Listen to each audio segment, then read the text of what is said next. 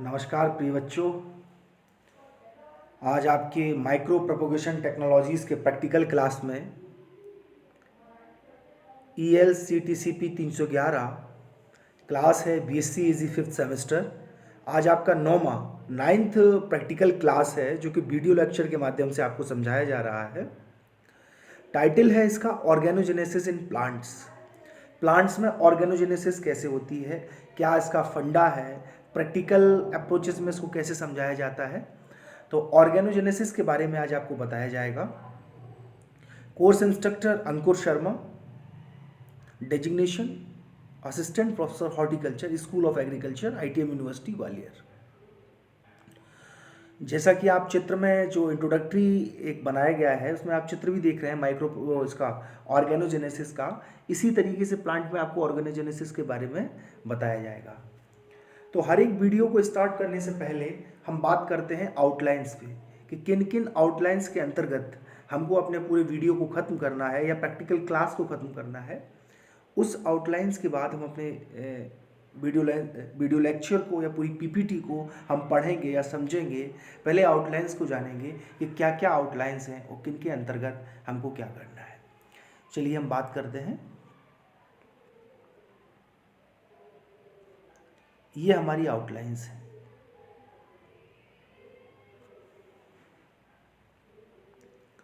पहला है organogenesis general introduction. Organogenesis का जनरल इंट्रोडक्शन क्या है, सामान्य भाषा में सामान्य इसका डिस्कशन या इसकी क्या थ्योरी है, क्या इसकी डेफिनेशंस हैं, क्या कॉन्सेप्ट्स हैं, ये सब आपको बताए जाएंगे। फिर सेकंड है वे ऑफ ऑर्गेनोजेनेसिस। ऑर्गेनोजेनेसिस के 3 वे हैं, उन तीनों वे को आपको समझाया जाएगा कि किन किन रास्तों से, किन किन चरणों से होकर ऑर्गेनोजेनेसिस की प्रक्रिया संपन्न होती है। प्रोसेस ऑफ ऑर्गेनोजेनेसिस, ऑर्गेनोजेनेसिस की जो प्रक्रिया है वो भी 2 से 3 भागों में विभक्त है, 2 से 3 भागों में डिवाइड है, उसके बारे में भी आपको बताया जाएगा। Factors affecting in process of organogenesis, जब ऑर्गेनोजेनेसिस की प्रोसेस होती है तो ऐसे कौन कौन से एक्सटर्नल और इंटरनल फैक्टर्स होते हैं जो इस प्रोसेस को अफेक्ट करते हैं, उसके बारे में भी आपको बताया जाएगा। Factor affecting in process of organogenesis. Next है आपका केमिकल रेगुलेशन ऑफ ऑर्गेनोजेनेसिस। जब ऑर्गेनोजेनेसिस की प्रक्रिया होती है तो ऐसे समय पर कौन कौन से केमिकल रिएक्शंस होते हैं, कौन कौन से केमिकल रेगुलेशंस होते हैं जो कि हमारी ऑर्गेनोजेनेसिस की प्रक्रिया को अफेक्ट करते हैं, प्रोसेस को अफेक्ट करते हैं, उसकी प्रोसेस को अफेक्ट करते हैं, उसके वेस को अफेक्ट करते हैं। इन सब चीज़ों के बारे में बताया जाएगा। फिर कुछ ग्रोथ हार्मोन्स हैं जो इसमें सक्रिय भूमिका अदा करते हैं। ऑक्सिन है, साइटोकाइनिन है। इसके बाद में कुछ क्वेश्चंस आपसे पूछे जाएंगे और आपको बताए भी जाएंगे, जैसे कि why does the supplement of auxin cytokinin fails to the induce the shoot development in some species. क्या ऐसा कारण है जिसमें ऑक्सिन और साइटोकाइनिन का जो सप्लीमेंट है वो फेल हो जाता है सूट डेवलपमेंट को इंड्यूस करने में कुछ प्रजातियों में, कुछ स्पीसीज में। फिर है what are the endogenous factors, what are the endogenous factors that may affect organogenesis. ऐसे एक्सोजेनस और एंडोजेनस कौन कौन से फैक्टर्स हैं जो ऑर्गेनोजेनेसिस की प्रक्रिया को अफेक्ट करते हैं। इन सब आउटलाइंस को समझते हुए हम आगे के वीडियो लेक्चर को खत्म करने की कोशिश करेंगे। आपने पूरा गाइडलाइन जान लिया। इन गाइडलाइन में हमको बात करनी है ऑर्गेनोजेनेसिस जनरल इंट्रोडक्शन से लेकर आपके क्या इफेक्ट हैं, क्या ग्रोथ हार्मोन्स का इसमें फंडा है, कैसे केमिकल रेगुलेशंस होता है, कौन कौन से फैक्टर्स अफेक्ट करते हैं, क्या प्रोसेस है ऑर्गेनोजेनेसिस की और क्या वेज हैं ऑर्गेनोजेनेसिस के। चलिए हम बात करते हैं नेक्स्ट स्लाइड पर।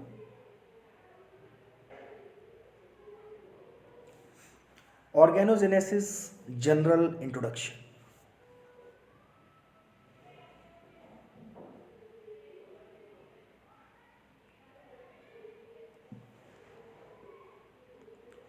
The development of plant organs is initiated from the meristematic cells। जो प्लांट ऑर्गन्स होते हैं वो उत्तेजित होते हैं या स्टिमुलेट होते हैं मेरिस्टेमेटिक सेल्स के कारण।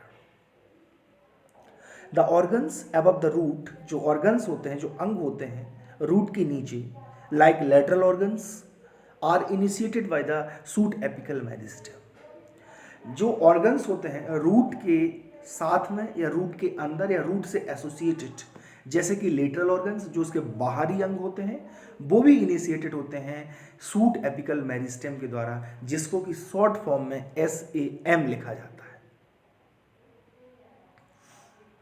The leaves which regenerate from SAM, जो पत्तियां प्राय पुनर्जन्म लेती हैं या से रीजनरेट करती हैं सूट एपिकल मेरिस्टेम से, maintain the organogenic capacity in their margins. उनके अंदर ऑर्गेनोजेनिक कैपेसिटी होती है, उनकी अंदर क्षमता होती है जिससे उनके मार्जिन्स उसको रख रखाव या बरकरार रखने में मदद करते हैं। Maintain the organogenic capacity in their margins.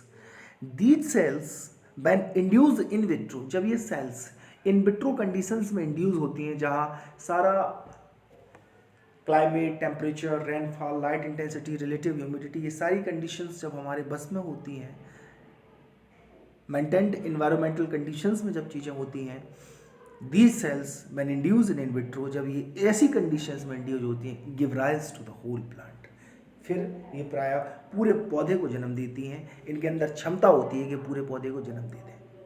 The process is known as organogenesis. Organogenesis शायद आपके मिड में भी पूछा गया है, इसको बहुत अच्छे से पढ़ना। Organogenesis is defined as the development of organs like roots, shoots and flowers. Organogenesis को डिफाइन किया जाता है किन अंगों के विकास में, जैसे जड़ हुआ, सूट हुआ, तना हुआ और फ्लावर्स, फूल हुआ। तो organogenesis is defined as the development of organs like roots, shoots and flowers, either directly from an explant or from the callus culture.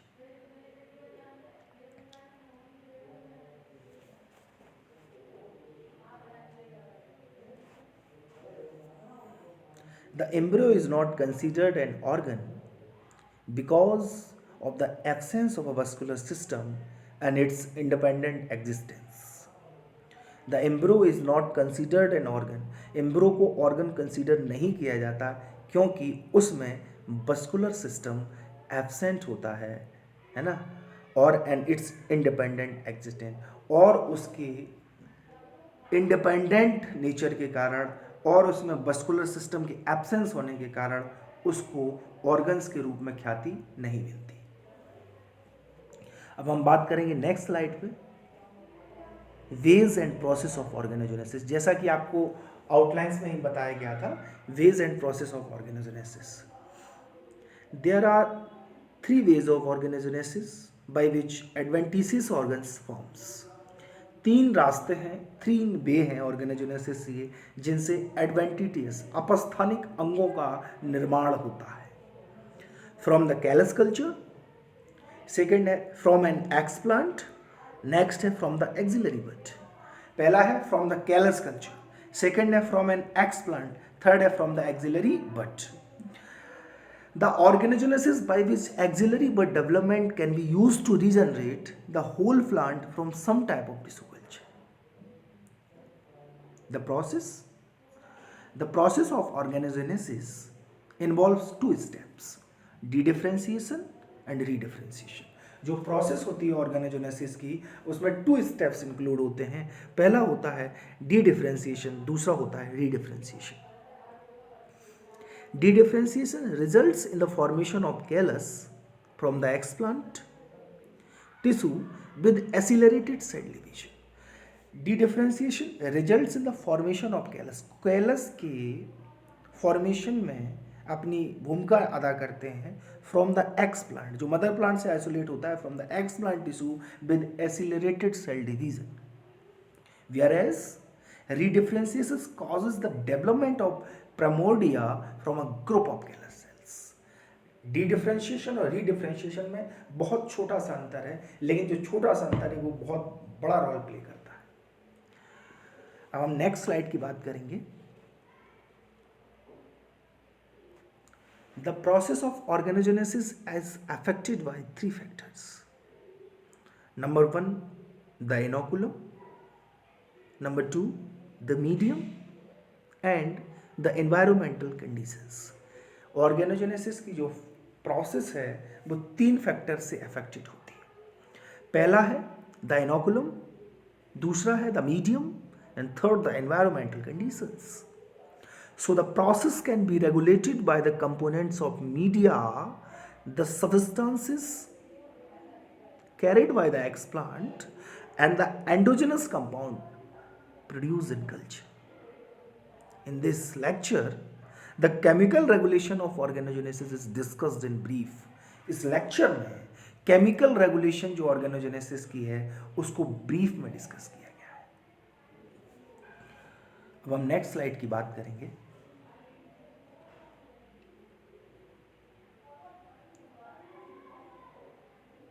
Chemical regulation of organogenesis. Organogenesis का केमिकल रेगुलेशन. ऑक्सीजन जो हमने आपको बताया था कि कुछ plant growth regulation इसमें अपनी भूमिका अदा करते हैं, उसमें सबसे मेन है आपका ऑक्सीजन. स्कूज 1944 स्कूज 1944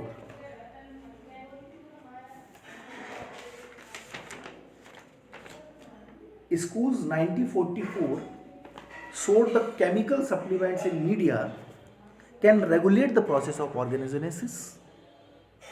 In his experiment, किसके? Schools 1944 के.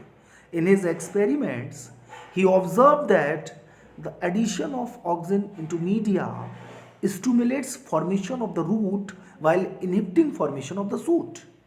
फिर से देखना. In his experiment, he observed that Mr. Schools observed that the addition of oxygen to the media stimulates formation of the root while inhibiting formation of the shoot. And formation of the shoot is induced by the increasing the concentration of sucrose and inorganic phosphate in the media. By looking at the observation, he and his colleagues, इस observation को देखने के बाद उन्होंने और उनके साथियों ने ये पाया, he concluded that the ratio of oxygen and cytokinin control the process of organogenesis. उन्होंने उपरोक्त तर्क और उपरोक्त कथन के माध्यम से, उपरोक्त रिसर्च के माध्यम से ये पाया उनके और उनके साथियों ने कि ratio of oxygen and cytokinin, जो अनुपात है साइटोकाइनिन और ऑक्सीजन का, वो कंट्रोल करता है ऑर्गेनोजेनेसिस की प्रक्रिया को. The formation of the root is observed at the higher concentration of oxygen. The formation of the root is observed at the higher concentration of oxygen. Now the next slide is the other factors that control the formation of the root in artichoke, globe artichoke, एक लिलिएशी family का plant है, globe artichoke, included mineral salt, sugar, temperature and light. It has also been observed that the addition of exogenous oxygen in culture media inhibits the root formation. And later, many research studies showed that the endogenous oxygen, cytokinin, is the determining factors of root initiation. Of some investigators have found the combination of fluoroglucanol and indolebutyric acid is more effective in promoting the root initiation than oxygen alone. Now the next slide is cytokinin. अब हम बात करेंगे cytokinin की. The process of shoot initiation is known as coalogenesis. It is induced by the optimum concentration of cytokinin in the media. In labs, a suitable balance of exogenous oxygen cytokinin ratio gives rise to the formation of seeds. When any of these growth regulators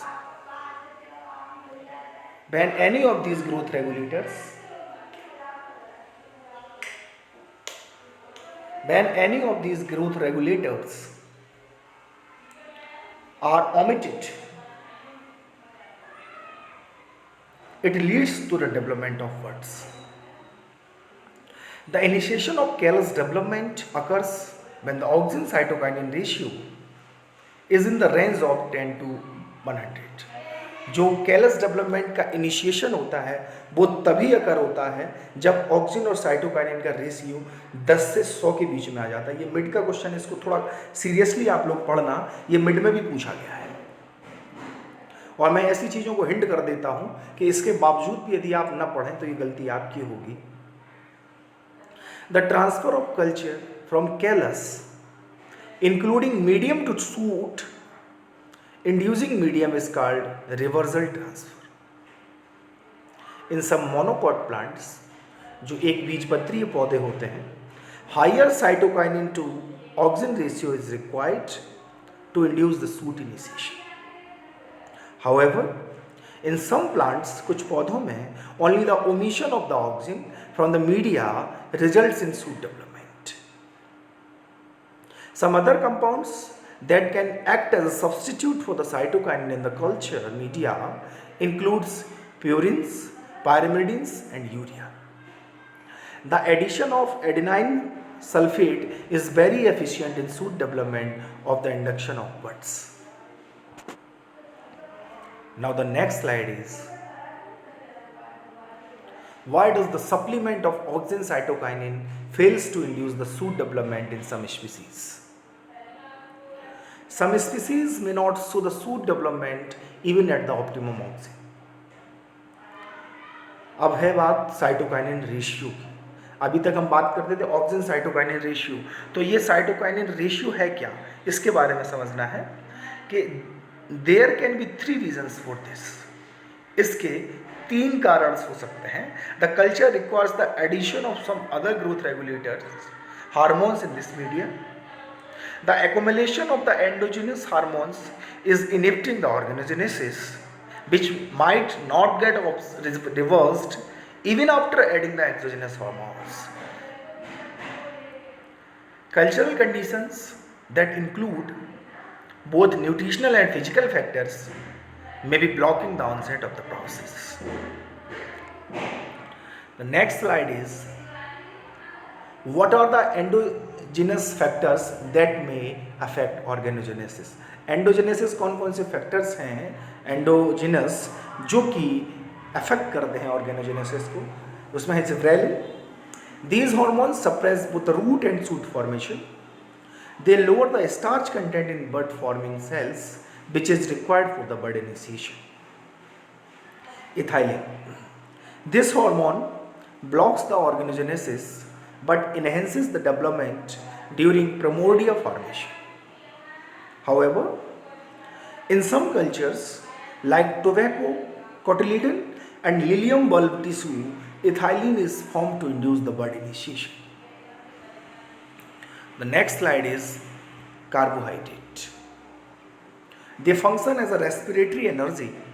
Respiratory energy की तरह वो function करते हैं या उनका source होते हैं कि they function as a respiratory energy source and osmotic agents. Respiratory energy source और ऑस्मोटिक एजेंट्स के रूप में वो फंक्शन करते हैं। The osmoregulatory function can be maintained by partial replacement of the sucrose with mannitol. जो osmoregulatory function होता है उसको मेंटेन किया जाता है पार्शियल रिप्लेसमेंट के द्वारा, वो भी सुक्रोज के साथ में मैनिटोल को जोड़कर।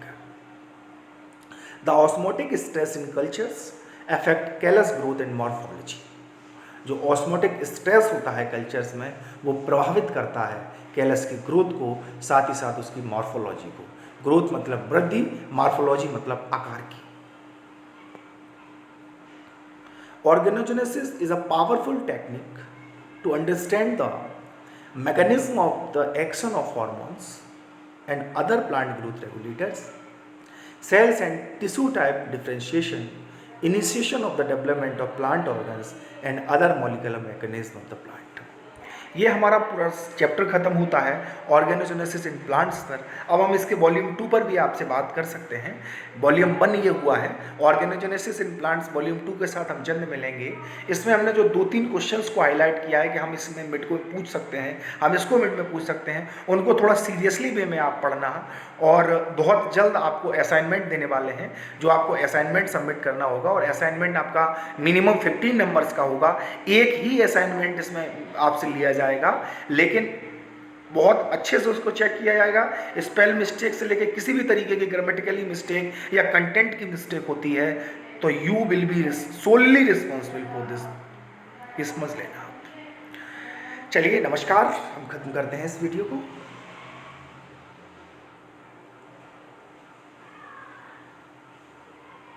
ऑर्गेनोजेनेसिस